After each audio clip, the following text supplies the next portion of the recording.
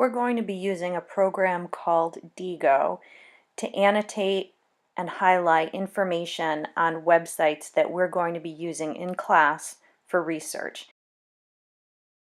In this particular case, we're going to go to a website from the National Park Service about different stops along the Underground Railroad. So we'll click on the Levi Coffin House and it will take us to that website. We've already installed Diigo, so we can click on the D, which appears in the top navigation bar, and click on Annotate.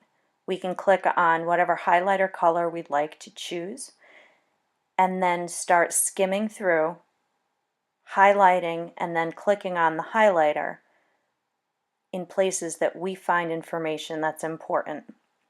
This would be taking the place of using a pen and paper or pencil and paper to take notes on.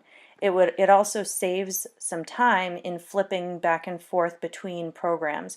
There are some great note-taking programs out there like Kaggle, which helps put together webs. In this case, we want to do it right online. We take a look at the hyperlinks that were shown too. This particular one is going to give us more information. It'll take us to Richmond's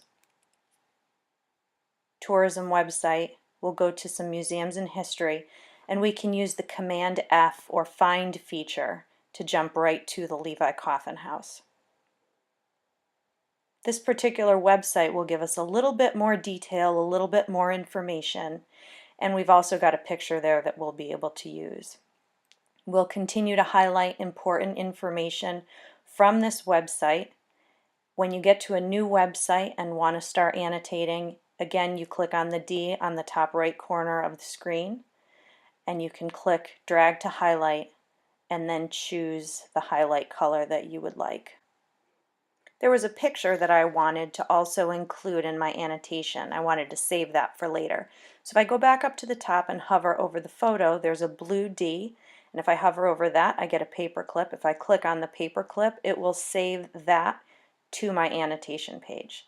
I'll go back up to the D now that I'm done and go to My Library, which should take me back to my Diigo library page. And you'll see that each website has a list of the annotations in order in which they appeared on the website.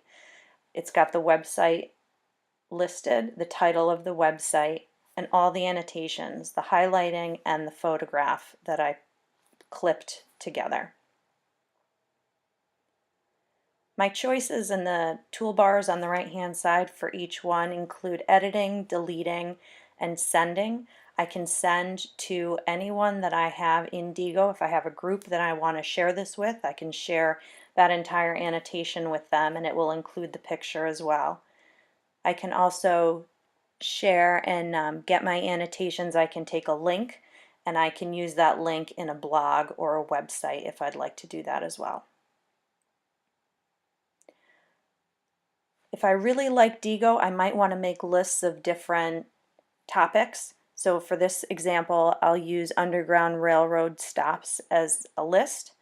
I'm going to make it private and create that. And now I can add each of my stops along the way, each web page that I used and annotated, and I can put that into its own folder. It helps a little bit with the organization piece of it. I can also choose to share this with a group. And I have other options too as far as sending, publishing, converting, marking, making tags. That's part one of Diigo. Thanks for watching.